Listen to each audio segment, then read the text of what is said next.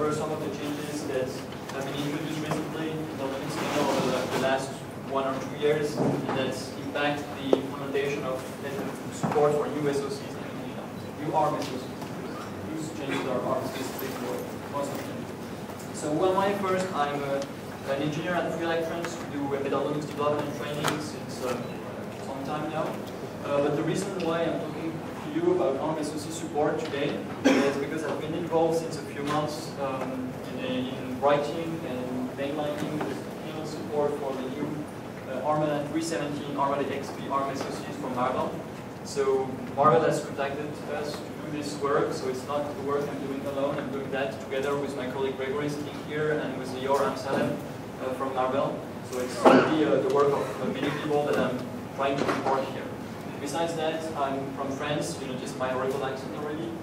And I also contribute to Fieldbook, but that's out of scope for this talk. So really, I'm going to use this experience to try to give a report of what we've learned over the last few months on how to, I think, nicely support new ARM SoCs in the kernel. So this talk doesn't pretend to be entirely exact and authoritative. I'm not an ARM SoC maintainer. I'm just one ARM developer doing the support for one particular SoC. So it may not apply identically to all your other SoCs and so on. But I just wanted to report from this specific experience. So I don't pretend it to be entirely exact and so the background. I think most of you guys know about the background. Jonathan Torvalds talked about that already. Basically, about 2 years ago, Linus said, yeah, this whole ARM thing is really going shit.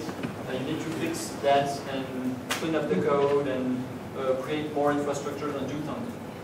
Why did this problem appear? Essentially, the number of ARM SoCs has been increasing over the last years, and your historical ARM maintainer recently couldn't anymore handle the load of patches going through him.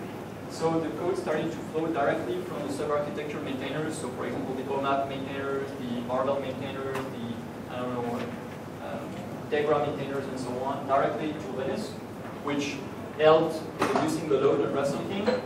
But on the other end, there was no longer a person or a team looking after all these sub-architecture and trying to find commonalities between them and factorizing them into common subsystems and finding similar solutions to common problems. So this created code duplications and the difficult problems when you look at one particular sub-architecture. It's very different from another one, so it's hard to switch from one to another. So not a nice situation indeed. So the ARM community, since the last 2 years, and essentially I think thanks to the Arrow consortium, came up with a set of fixes for this problem. Maybe not all the problems are fixed yet, but maybe they've improved quite a lot. So they made changes in the maintenance process on one side, on the other side on the code infrastructure and subsystems. And I thought it's not necessarily easy to follow all those changes if they're not on the Linux ARM kernel mailing list, where there are hundreds of patches floating around all the time. So there's quite a lot of traffic, so it's not easy to follow all those changes, and they are, for most of them, not really documented, or the documentation is quite fragmented. So I thought, okay, let's try to give a talk that tries to summarize some of the most important changes and provide some guidelines for developers who want to add support for new ARM SoCs in the mainline Linux kernel. That said, even if you don't intend to add the support for a new ARM SoC in the mainline Linux kernel, I think it's quite nice even for people porting Linux on new boards to have some understanding of what has changed in the source code organization, infrastructures, and so on. So that's the idea of this talk. I don't know if I manage it, but we'll see. So first, the maintainers. So Russell-King remains the maintainer for the ARM core support. So basically everything in Arch ARM that's not SoC specific. So the support for the ARM core itself, MMU, low-level ARM interrupt management, and caches, and all that kind of syscall entry points, and so on. This is the ARM core support, and Russell-King is still the maintainer for that.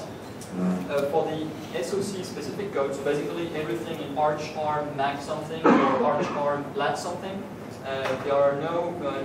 there is no team of 2 maintainers, Arne Bergman and Olaf Johansson. through which all the SoC code is going. So now the SoC maintainers, OMAP maintainer, and so on for the other SoC families, they don't send their code directly to Linus Torvalds anymore, but they send it to Arne Bergman and Olaf Johansson, and those two guys are responsible for ensuring some sort of coherency and consistency across multiple sub-architectures. And at least from my point of view, they have been doing a really great job at this, and been really helpful, at least for our experience in this project, in getting the support for new SoCs into the mainline, giving advices, and so on and so on. So those are the new gatekeepers for ARM SoC code. But one of the things that took place in the ARM world over the last years is creating more infrastructures to help avoiding having too much SoC-specific code in Arch ARM. So you not only have to interact with ARM and Olaf, but also with maintainers of other subsystems like the clock source and the coming RFQ chip subsystem, the pinctrl subsystem, the GPIO subsystem, the clock subsystem, and all those subsystems have different maintainers. So you will have to interact with them. For sure, the primary mailing list to discuss about ARM things is the Linux ARM kernel mailing list. So anyone willing to add SoC support should first subscribe to this and watch the traffic, follow the discussion for a while, because it really helps in getting a feeling on what's going on and how to contribute to your new SoC support. So where is the code? So the two ARM SoC maintainers, Arne and Olaf, are maintaining an ARM SoC git tree at this big address, so it's on kernel.org. And inside this git tree, you have a for-next range, which contains all the changes that Arne and Olaf intend to submit to Linus at the next merge window. So it's kind of the future of the ARM state for the next the upcoming Linux kernel. So if you want to push something in the ARM tree, you have to send it to Arne and Olaf. And in terms of timing, it's not tied to, or not tied directly to the Linus merge window, because Arne and Olaf want to have merged the changes at least a few weeks before Linus opens in the merge window. So you have to ensure that your code gets submitted early enough. If you submit it in the middle of the merge window, so basically between 3.7 is released and 3.8-RC1 is released, then it's way too late, and it will have to wait for the 3.9 merge window. So that's one thing in terms of timing. And of course, all the usual Linux distribution guidelines apply. People will make comments in your code, so you have to take them into account, be respectful of the comments. Generally, the maintainers know what they are saying, so of course you might need to convince them that, well, your SoC is a bit different on that respect, but essentially, usually they are correct, and you have to find a way to satisfy their comments and requirements. So, and also, if you don't have comments, don't hesitate to repost from time to time, but you have to find a good balance between being passionate and being perseverant. It's quite hard to find a good balance. Well, that's all I would say, the art of community interaction into play here.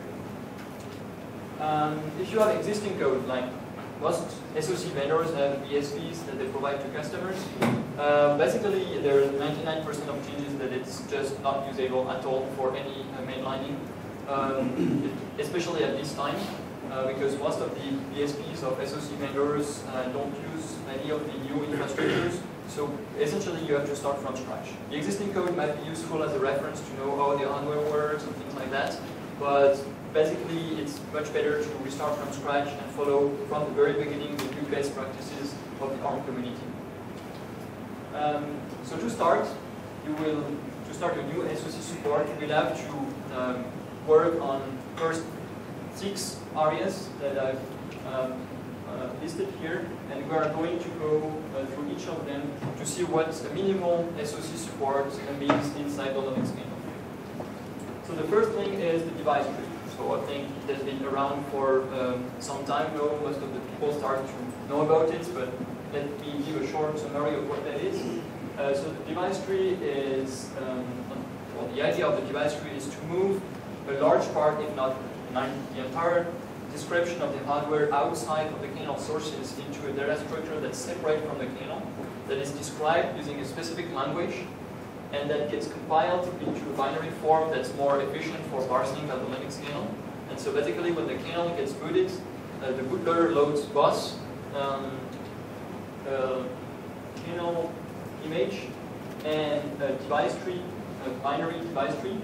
And when the kernel will boot, it will parse this binary device tree and find there the entire description of the hardware, which devices are present, how they are connected to the system, on which I2C bus, SPI bus, which devices are inside the SoC, what are the register address, interrupt numbers, and all kind of other hardware-specific information. So it's a change from the old style, where the kernel image was kind of self-sufficient, and each board was described with its own C file that contains the list of all the devices inside the SoC and around the SoC on the board, and registering them as platform devices. So all this is going away with the device tree, and those hardware description information are moving into device tree files. So basically with a device tree, well, if you introduce a new SoC in the kernel, you have to use the device tree. It's now mandatory for any new SoC, and the existing SoCs are progressively being converted to this mechanism. So all the board files are going away, and so all the kconfig options that list exhaustively all the boards that the kernel support are also going away, and this is moving to device tree. There's just one possibility here for people who use bootloaders that don't understand device tree. I think it was asked in some previous conference, I guess it was yesterday. It's possible to build a kernel image that includes the device tree binary directly into it, so your bootloader does not have to know about the device tree. Making it possible to boot the kernel. According to the kernel developers, this is normally only kind of a debugging mechanism to support legacy bootloaders, but I guess a lot of people are still using this mechanism at the moment. So it allows you to work on device tree support even though your bootloader is not yet up to the kernel. So this device tree thing, where is it in the kernel sources and how it works exactly? So essentially, the device tree source files at the moment are all located in ARM group DTS. So DTS stands for device tree source. And they describe, in this directory you have essentially two types of files. They have the same syntax, they just don't describe exactly the same thing. The first set of files are DTSI, so device tree source includes. And generally those are used to describe devices inside an SoC. And then you have DTS files that describe boards, and essentially those files include a particular DTSI file to grab the description of the internal devices of the SoC. So a board is a combination of an SoC and external devices. So the internal devices of the SoC would be described in the DTSI, and the devices outside the SoC in your board would be added on the DTS. And the device tree is, for some reason, sometimes annoying, but it has a really good thing here is that it allows to inherit properties from a DTSI and override some of those properties in your DTS. So it's a really nice way of representing the hardware in that respect. So if you add a new SoC in the kernel, for sure you will have to add at least one DTSI to describe your SoC. So its interrupt controller, its timer, its the UARTs and the I2C controllers and all the internal devices, and at least one DTS. You most likely have an evaluation board for this SoC that you're working on, so at least one DTS file. And in this directory, there is also a makefile where you can associate to every ARM sub-architecture, so your entire SoC family, the list of DTS files to build, so that when you build a kernel for your SoC family, it's going to automatically build all the DTBs for various boards that you support. And this can be made a little bit more complicated. For example, in the specific project we're working on, Armada 370 and XP support, those SoCs have something in common, but not everything. And even in the Armada XP family, there are multiple SoCs inside this family, so we have to distinguish those things, but we don't want to duplicate the code. So we came up with a hierarchical organization of DTSI, where we have a common DTSI for the things that are common between both SoC families. Then we have DTSI for each SoC family that has more information that is specific to those SoC families. And then in the Armada XP family that has multiple SoCs. One is single core, another one is dual core, another is quad core. They don't have the same number of PCI Express ports, the same number of Ethernet interfaces and kind of things like that. I don't really remember exactly. So they add the specificities of each SoC, and then at the end, at the lower level, we have the board ETS files that include the specific SoC that I'm using, which itself includes the family SoC, which itself includes well, general ETSI file. So depending on how complicated your SoC family is, it might be different, it might be simpler, it might be even more complicated, but it's really easy to organize your hardware description this way. Here I'm taking a simpler case, because our case is a bit more complicated. The PCM 2835, which people may know better as the Raspberry Pi system. So this is the ETSI, so it doesn't describe the Raspberry Pi device itself, but instead the SoC, which is a Broadcom 2835 SoC. So as we can see here, we have a description of the SoC internal devices. So I have to cut a lot of things for space reasons, but essentially we see here the description of an interrupt controller and the description of the UART. We have the address of the registers here as well. We have interrupt numbers and a compatible string here that helps the kernel identifying the driver that matches these devices. So this really describes the SoC itself, and whenever you want to add the support for a new device that's inside the SoC, well, you will add more entries like those ones. And then the DTS file, which here is no reference to the Raspberry Pi device itself, is including this PCM 2835 DTSI and adding more information. And at the moment, well, the support for the Raspberry Pi and PCM 2835 the kernel is quite limited. I think it supports UART and that's it. So basically, it kind of nicely illustrates the point I'm making, basic support for an ARM SoC. So it's just saying, okay, this system has this amount of memory, and this system has a UART that works. So here is a very good example of this inheritance mechanism. As you can see in the previous slide, we have a DT node, so a device tree node. Here UART at blah blah blah. And we have the same node here. So basically what the kernel will see is the combination of those information. So the kernel will see a device, a UART device that has all those properties plus this one. And as you see here, it's marked status disabled. So in the SoC we say we have a UART, but we don't know actually if on the board it's wired. So we may have 4 UARTs inside the SoC, but maybe only 2 of them are wired on the board. So on the SoC level we're saying, okay, they are there, but they are not used. And then at the board level, we actually specify which of those UARTs are being used. And it, of course, works the same way for all devices. So that was the device tree part. Of course, once you have hardware description, you need at least a little bit of code inside the kernel to make some use of it. So you need to have your ARM Mac something directory for your SoC family.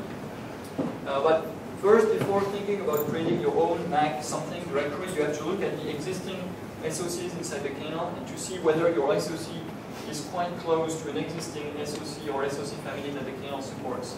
And as I will explain in the rest of my talk, the kernel developers are trying to factorize things and make sure that you can compile a single kernel image that supports multiple boards and even more multiple SoCs. So they're also trying to avoid splitting the support of sub-architectures into too many directories. So if your SoC is really close to an existing SoC in terms of internal devices and so on, then you might want to reuse an existing Mac directory, which might require updating the existing support up to the device tree and then up to many other infrastructure that I will mention. But let's say you have a really brand new SoC that has nothing in common with any existing SoC, and that has been the case for many new SoCs brought into the kernel lately. So it's completely new. So we start from scratch. So we create our own Mac something directory, find a good name. Not necessarily easy to find a good name. I think it was, for our case, the most painful problem was finding the right name for the Mac something directory. It's kind of amazing, but it's true. So inside this, what you need is a kconfig file, which describes, as usual, kernel configuration option, and you need a essentially one option, arch, the name of your architecture, which will tell the kernel, okay, I have the support for this SoC. Then one make file. At the moment, we just need one C file, so you just compile this C file when arch blah blah is enabled. And you need one C file, one header file. The C file will contain a DT machine start definition, so it's similar to the machine start definition that has been around in the ARM kernel for a while, but works with the device tree. And you also need a header file, or generally you need a header file, but it will be very minimal compared to many header files we had in the ARM kernel for a while. We had a lot of header files with gazillions of addresses, register addresses, RFC numbers, and all that kind of things.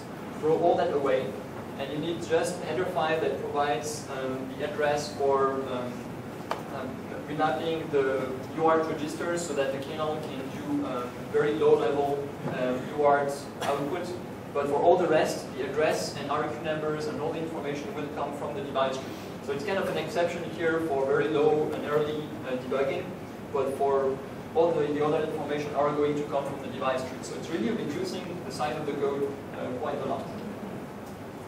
So as I was saying, originally the Linux kernel could support multiple boards, but two boards had to use the same SoC. And now one of the goals, which is made possible with the device tree and many other things happening in the ARM community, is to be able to compile a single kernel image that puts on different SoCs. So you can take the same kernel image and put it on your OMAP system, or put it on your Marvell system, or put it on your Tegra system, or anything like that. And this is what the kernel community calls the multi-platform support for ARM. And it's no a reality. I mean, a lot of preparation work has been made over the last year, maybe, or even more. And it's been real since, I guess, 3.7. The batch has been merged. So not all, of course, of the sub-architectures support that, but a few of them do support this thing. And the Armada 370 and Armada XP are amongst those ones. We're quite happy to be part of this game. So we can compile, and I did that, I think it was 2 weeks ago, the kernel that boots on both the Raspberry Pi and our evaluation platform for Marvell SoCs, and it actually works. I just changed the DTV and the kernel works. It's quite nice. So what that means is that if you're used to doing sharp if def, config, blah blah board is this, and compile this piece of code, or else do something else to support another board, so conditional code at compile time, then remove that from your head and think runtime. Think your code might be running on another board, or you need to really think that the kernel gets compiled for multiple SoCs, multiple boards at once. So it quite changes the mindset when writing some code. That's something to keep in mind. This back something directory must contain at least one C file, as I've said. And what does the C file contains? Not too much. It means, well, let's start by the end. Usually the code always starts at the end. So you need a DT machine start descriptor. So that's in the days of non-DT support, you had one machine start definition for each board that you supported. With the device tree world, you need only one per SoC or per SoC family. It really depends on whether the different fields here need to be different depending on your SoC family, or the different SoCs in your SoC family. But generally, a single one is sufficient. For example, in the OMAP, they have one for OMAP 3, one for OMAP 4, one for OMAP 5, because they need different values in the fields here. But the important thing to understand is that we no longer have one entry per board. It's one entry per SoC or SoC family. And so we'll be pointing to a different fields here. Probably the first important one is the DT compat field, which lists which platforms this code is supporting. Because of course we might compile different SoCs into the same kernel, so we need to find out which one we are booting on. And so here you have the list of SoC models or the list of boards that you support. And this matches with the thing that you have here. So the kernel will read the device tree, parse the device tree, and then look at all the DT machine start structure that you have defined and find the one that matches at least one of the strings that you have here in the compatible list. So here in the compatible list, we have one string that identifies the board and one string that identifies the SoC. It's going to match it that way. Once the kernel identified which DT machine start has been is in use, then it knows that it should use the other fields here. So what we have is first an early callback here, map IO, that allows to remap in a fairly static way the UART registers to get early output. So that's why you need a few definitions for those register addresses, virtual address, physical address, and so on. This really allows basically only to remap the UART. All the rest will be dynamically taken from the device tree and IO remapped by the respective device drivers. We need a timer, and I'll get back to the timer initialization in a few slides. And then the each machine callback, which back in the days where there was no device tree, was used to register all the platform devices one after the other, is now used to essentially call OF platform populate, which will look through the device tree, and for each of the devices in there, we'll call basically platform register after, well, getting the data from the device tree and filling it into a platform device structure. So it's replacing the platform device registration. And that's about all you need to get a simple SoC started. So this is the header file.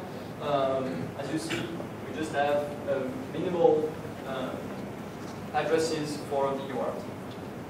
The kconfig file is simple.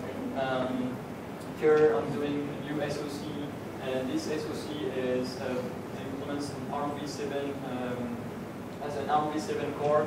So this is needed because the multi-platform people decided that we will not be able to combine all SoC together, but we can compile an image that combines all the ARM v4 and v5 SoCs on one side, and another image that combines the ARM v6 and ARM v7 SoCs on the other side. But it's not possible to mix in the same kernel v5 and v6 or v7 SoCs because they are too different in their very low level initialization stages. For example, the Raspberry Pi and Marvell example I was detailing before, where I put in the same kernel on both SoCs. One is ARM v6 and the other one is ARM v7, and it actually works. So you basically need a few definitions here, and I'm going to explain some of them as we go, not all of them in detail, but some of them. And that's essentially all you need in your kconfig file. Then you want early print case support to get things output, and there have been a few changes lately on the early print case support to make it compatible with multi-platform kernel. It used to be something that was specific to each SoC, and was not compatible with multi-platform kernel because if two different SoCs compile their own early print case support, then it would clash at compile time. So now it's possible to compile the early print case support for only one SoC family. So if you basically at this moment enable the early print case support, your kernel works only on one SoC family. It's one thing that remains to be fixed. So you can compile for multiple SoCs, but if you enable the early print case for one SoC family, it's only going to work for this SoC. And this is being worked on at the moment. There are patches going around to solve this problem, but it is not solved at the moment. So what you have to do is add an entry for your SoC in ARM kconfig debug, so that when you do menu config, the UART of your SoC shows up and in the list of possible UARTs to use for the early print case support. And then you have to this file add an entry for your UART SoC, and in the debug element include config options. This is an option that defines which assembly file to use to get your early print case support. Because what is basically the early print case support? It's the implementation of 4 assembly macros that allow to basically get the address of your UART, send 1 byte, wait for the UART to be ready, things like that.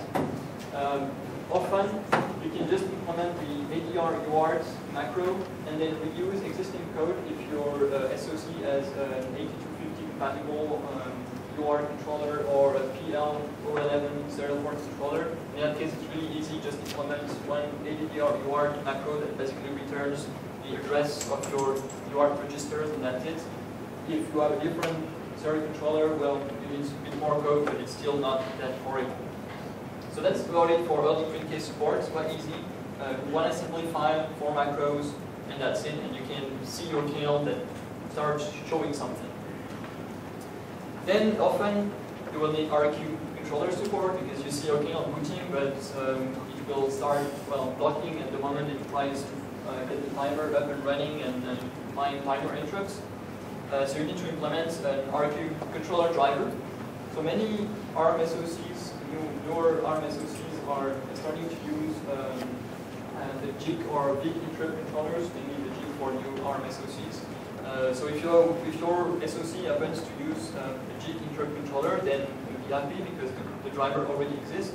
It's currently in Arch ARM common, but there is some consolidation happening at this time around the RQ controller drivers, and there are thoughts to move them in a driver's RQ chip. So basically, if you implement a new RQ controller driver, it has to be in the driver's RQ chip.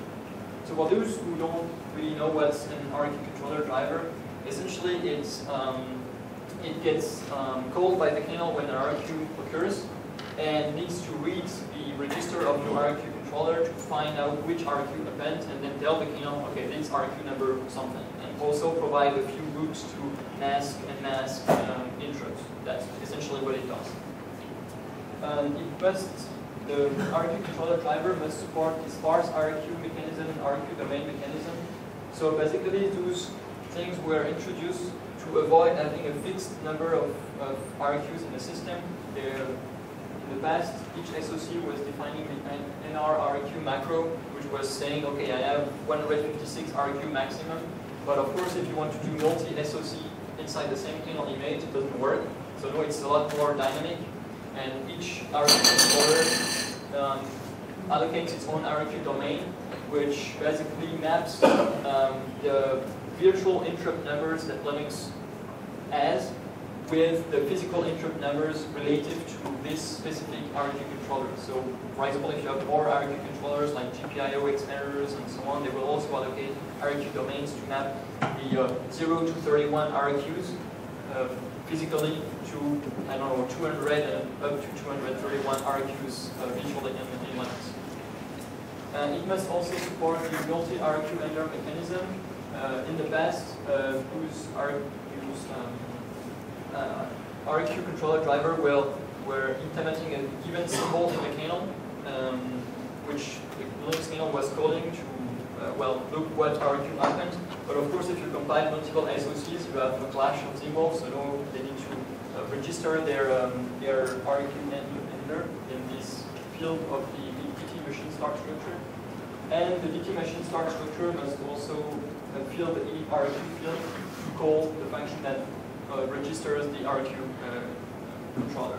And your RQ controller is more or less a device like any other, so it is detailed in your DTSI file, which details where are the registers and so on. So it gets actually the RQ controller driver will look at the DTS file to find those information and initialize itself.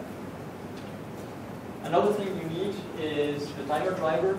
It should be implemented in driver's clock source. So as you can see, a lot of things that were in Arch ARM are being moved into drivers, into specific subsystems, and that's kind of the big cleanup process that has been going around in the ARM kernel community since the last years. Removing things from Arch ARM and finding commonalities between those things and implementing proper driver subsystems in driver something. So that's happening for RQ controllers with the RQ chip directory. That's rather new. It has been going on for a while for timer drivers, moving in driver's clock source and a few more. So basically a timer driver must register two things, a clock source device and a clock 7 device. A clock source device provides a way for the kernel to keep track of time going on, so it's usually a free running timer that just keeps going and the kernel can grab the time. While a clock events device is used to program timer interrupts for one shot of periodic events, and this allows the kernel to basically schedule processes. So you need to register these two devices to the kernel, to the clock source infrastructure or the clock levels infrastructure before beginning to work. And again, the timer is device like any other, so it has a description in the device tree, so usually in the DTSI file because it's inside the SoC, and the timer driver will grab this information from the DTS to initialize itself.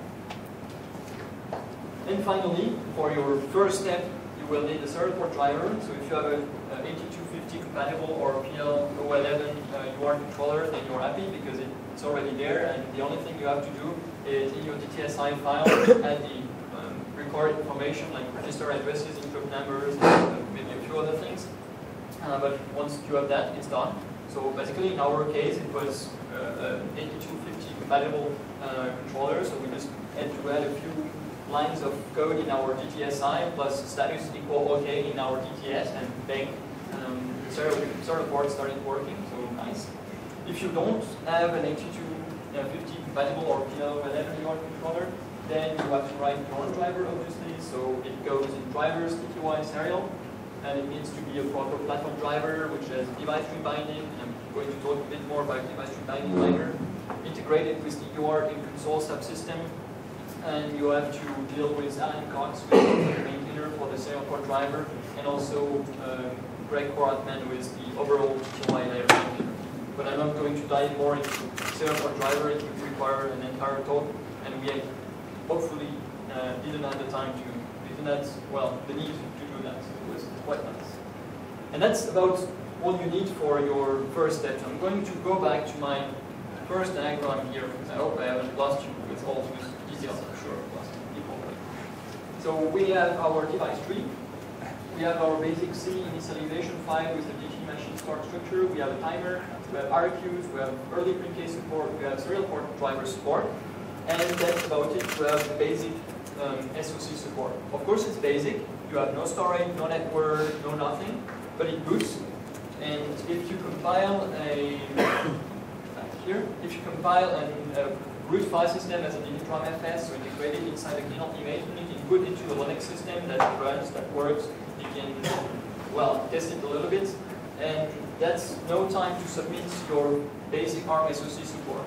That's kind of the point I'm making here. Submit it as soon as possible. As soon as you have something basic running, then start submitting, because by the time you get comments, you fix them and so on, you have time to continue working on the other features. So always try to parallelize new developments with submitting the existing code, and don't wait to have something absolutely perfect, having all the features and so on. Start something, submitting something basic that works, that's simple, get that into mainline, and then progressively improve it as you get more and more features enabled. The second step is, I'd say, to enable more core infrastructure. So I'm going to look a little bit at pin maxing, clocks, and GPIOs, because those areas have been moving a little bit in the last few months. So the clock framework has been merged in 3.4 with the device tree bindings being merged in 3.6, if I'm correct. Basically, in the past, each ARM SoC sub-architecture was implementing its own clock function. So each sub-architecture, ARM sub-architecture, was providing its own CLK get, CLK put, CLK enable, CLK disable implementation, which of course, when you combine multiple SoCs together, just clash, because you have two CLIs implementing the same function, so it doesn't work. So what this framework does is provide a single implementation of this API to be used by device drivers to manipulate clocks. And then it allows SoCs to provide clock drivers. So there are some basic clock drivers like fixed rate or gateable, divider, fixed factor clocks that are part of the clock framework. But if you have specific clocks that are controlled with special registers and special properties, then you can add more custom clock drivers in this. And then once you have these clock drivers in place, you need to declare the available clocks and how they are associated to devices in the device tree. So that's the preferred way, now that we have a device tree binding for the clock frameworks in 3.6. In the past, we were doing that statically in C code, but I think now using the device tree will be the preferred method. What does it look like? So in the driver, you will typically use the CLK framework driver APIs, basically getting a reference to a clock, releasing that reference, and then when you need the clock, like, prepare enabling to get the rate, and when you don't need the clock, disable and interpret the clock. So that's the driver side. It doesn't change much compared to the old way of doing clocks on the driver side. What has really changed is the SoC side of the story. So here I'm taking an example of the Hyvon platform. So I'm sorry, but the Hyvon platform uses DTS5 for SoC information, which is not really great, but it's being changed. I've seen patches that change that. So this is actually internal SoC information, even though it's in the DTS, but it's being fixed. So here we have this side, the device tree, the list of clocks. So I've removed some of them because SoCs are complicated in terms of clocks. But what we can see here is that we have two fixed clocks. So an oscillator and I don't know, peripheral clock or whatever. I've never looked at ARM SoCs. And then use the fixed clock driver. So that's a very simple clock driver. Does nothing except, well, my rate is this rate. And then it provides another clock here, which is managed by a special driver specific to this platform. So Hyvon is from a company called Cancheda. And so they define another clock here that is controlled through apparently a specific register. So here you can define all the clocks. And then when you create a device tree node for a device, you can reference a clock.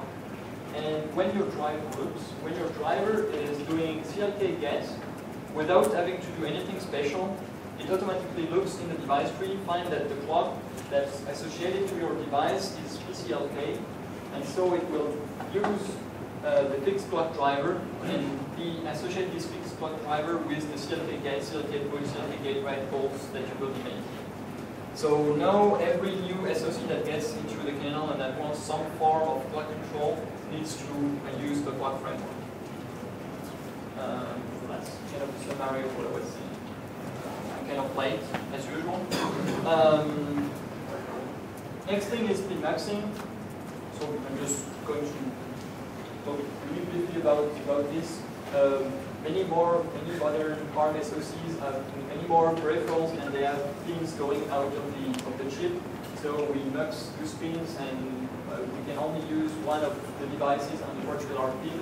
And this mixing is software controlled. So if it's software controlled, we need some infrastructure inside the kernel to do that. It used to be quite fuzzy, and many people were relying on the bootloader doing the pin maxing. But there are more and more SoCs that need to remux dynamically the pins for power management reasons or other strange reasons. So it's more and more important for Linux to have to be able to control the pin maxing. So we now have so in the past for the ARM subarchitecture required doing pin maxing, each subarchitecture was doing its own stuff, which was a bit crazy. So now we have a better infrastructure in drivers pin control, which is called the pin control subsystem, developed mainly by Linus Torvalds from Linaro. And basically this subsystem provides an API to register pin control drivers. So those are the SoC specific drivers that allow to configure the pins, like set pin 21 to function 3 or pin 45 to function UART reception or something like that. And those can then be mapped to a SoC specific driver that will wrangle with the registers and do the necessary changes to set this mixing. And on the other side, it provides an API for device drivers to request the mixing of a certain set of pins. And it also provides an API for interacting with the GPIO framework, getting back to that. So basically, device drivers that are saying request pin maxing to the pin control subsystem core. You need an SoC specific pin control driver. So when you want to enable pin control in your new SoC, what you essentially have to write is this piece of code. So it sits in drivers pin control dash or something, or possibly a subdirectory if you have a lot of things to implement. And it registers a set of operation as usual in the Linux kernel to the pin control subsystem core, so that the DTSI and DTS file feeds the subsystem, the pin control subsystem, which device is associated with which muxing, and then when the driver will request their muxing, it will call the right operation. So it's quite elaborate subsystem, but nicely isolates what's SoC specific, what's board specific from the driver. So a given device driver, even though it works on different SoCs, can be reused, even though the mixing can be different. Here is a device tree for the IMX28 SoCs. So as you see, I'm taking a lot of different examples from different SoCs. And so the DTSI is not describing the mixing, but the mixing possibilities, because the mixing is highly board specific. But here it's describing, okay, for the DUART, so it's the debug UART on IMX28, one possibility is to mix it this way. So here I don't really like device reminding on IMX28, but anyway, it's bang 3, pin 0x10, function 2, bang 3, pin 0x11, function 2. Or the DUART can also be mapped to bang 3, pin 2, function 2, bang 3, pin 3, function 2. And then the choice of which mixing you do is found in your board file, where in the serial port DT node, where you can also add information on the status. You can also say on my board, the debug UART is mixed to this solution. So here I'm using solution B. So it will properly, when the driver here gets initialized, it will request its mixing. So the driver doesn't know the mixing, the SoC code doesn't know the mixing, but the device tree creates the association. So it will automatically call into your SoC pin control driver and set up the mixing protocol. So that's something you have in some random driver. Here it's MMC that chosen. So the drivers know use to like pin control get select default. They just give a reference to the device, and it goes in the device tree, finds the mixing, and then goes into the pin control subsystem to get the mixing applied. The GPIO subsystem has been around since quite some time. So it's in drivers GPIO. So if you have a GPIO controller in your SoC, the driver for it must go in drivers GPIO. It used to be often in ARM something, but now they must all go in drivers GPIO. And if you use pin control, it will most likely have to interact with pin control. So there are some special functions of the pin control subsystem for GPIO drivers to request and free GPIOs and get the proper mixing. And then step 3, and I'm going to leave it that. Add more drivers. You probably need network driver, SPI controller driver, I2C controller driver, whatever drivers. You might need SMP, power management, and so on. And obviously, I'm not going to go through all of those topics. But on the driver side, I don't think much has changed with this new ARM modification. The only major change that is important on the driver side is the device tree binding. So the binding is the word that I've been saying without defining it, so it's probably time to do it. It describes basically the compatible string, so a string that identifies the device and its capabilities, and the properties that a DT node can carry that a driver needs to be able to make use of that device. So basically it replaces platform device structure and platform data information with some distinction, because platform data was sometimes used to encode information that's not hardware related exactly, but more a configuration, so it should not be in the device tree. So whenever you want to write a device driver, it now needs to carry a device tree binding, which gets the different properties from the device tree, that's one thing, and also gets documented, and that's a really important thing, in documentation device tree bindings. And whenever you submit a new driver with a binding, the maintainers will ask for a device tree binding. And I will really recommend looking at other bindings of other similar drivers before inventing your own, because you might very easily create a completely screwed up binding if you do it just by looking only at your driver. It should be enough, generate enough, and so on. So some of you may have seen Wolfram talk yesterday. It was precisely on this topic, so I'm not going to say the same thing. Please read Wolfram slides; they were really nice. So that's one important thing, device tree binding. And for example, in our SoC project, we have many devices that are the same as previous Marvell SoC families. So we can reuse the drivers, and the only work we have is adding those device tree bindings, but it's usually relatively easy, not always, relatively easy in most cases. The only new drivers we need to add are for new devices that are specific to the new SoCs. Another important thing is that the drivers are no longer allowed to include Mac/something. So Mac/ used to be an automatic symbolic link that points to your Mac something directory, which allows ROM driver to poke into ARM sub-architecture specific headers. But that's no longer possible because when you build a multi-platform kernel, then what is your Mac? It's multiple Mac. So all the Mac something includes have been removed from the kernel or are being removed progressively from the kernel, and you shouldn't introduce more. If you want good examples of recent ARM sub-architectures, see what they do. IBank, SOC FPGA, PCM 2835. NXS is not new, but it's quite clean with regard to the new, all the new infrastructures. And the one we've been working on is the MPVU directory. That's, I think, is quite clean, but of course it's the work we've done, so I don't know. But it's one of the latest ones which should be relatively compliant with all the best practices. So the ARM tree has changed significantly over the last 2 years. They make the introduction of new SoCs easier and using more generic and common infrastructure, which is nice. But those practices are constantly evolving. Like the RQ controller description I was making is probably going to change with the RQ chip directory, and everything is changing all the time. So there's no other solution that really following on a regular basis the Linux ARM kernel mailing list to stay aware of the recent changes. But I hope that at least this talk can help you bring an up-to-date an update on the current situation. That's all I had. Questions? I'm already very late, but that's the break, so. Questions? Come on. One at this one. No? Yeah. How does the, I didn't know the pin maxing subsystem or pin control.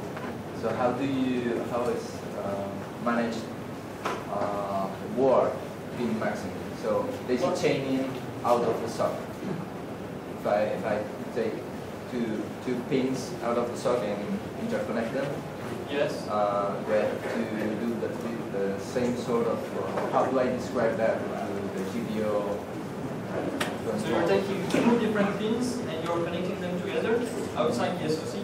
Yes. So I need to do well, then I guess one is an output pin and the other one is an input pin somehow or something. I'm not sure what you're trying to do, but those are still, from the SoC point of view, those are still two pins, and you can mux them. They have a function, so it can be muxed as a UART RX pin or a GPIO pin or a whatever LCD data pin or anything like that. So you can control that with the pin control subsystem, and you can do the same for your other pin.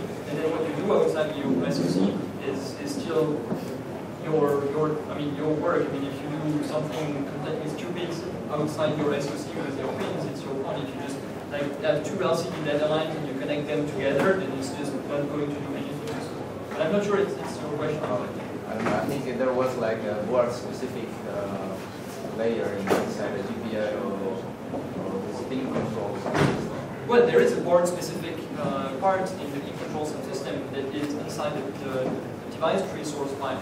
It says this device uses this pin control configuration. So when every time you instantiate a device that has pins, then you say this device is going to be using pin 29 with function UART mux, or pin 31 with function LCD mux, or pin 27 with function, I don't know, MMC data line, whatever. So that's at the board level. I think that this is defined. And then one of the things that it solves is that if two drivers try to request the same pin and affect a different function to the same pin, then it's going to complain and tell the driver, hey, someone is already using that pin, so please go away. So solve the problem of a single pin being used by multiple drivers. But then I'm not sure it was actually your question. Okay. Is it possible to change the pin function on the fly? Yes. So for example, there are some SoCs where you need to change the pin control when you go into sleep and you come back to sleep. So with your suspend and resume hook in your driver, you can call into the pin control framework to change the state, because I haven't described the entire pin control framework, but you can have states for the different pins, and you can switch your pin vexing to a sleep state where, well, you change things at the mixing level. So it can be changed at runtime. Other questions? Yes? Do you know pin controls used by other device drivers, like a tuner or something, can have multifunction things? Is it A, being used by SoCs, or is it being used by other sort of device drivers? So you have an I2C driver, Yeah. and that's going to say in-out, essentially. So the question is, can the pin control subsystem be used for controlling the mixing of something else than just the SoC? Yes, essentially. Yeah, as long as you have another device somewhere that you can control the mixing of, you can write a driver for it that will then control the mixing of it. I don't see a particular problem. I'm not sure there are currently such pin control drivers, so that it might uncover some issues, unexpected issues, but in principle, I don't see it as a problem. Other questions? Okay, then thanks for your attention. And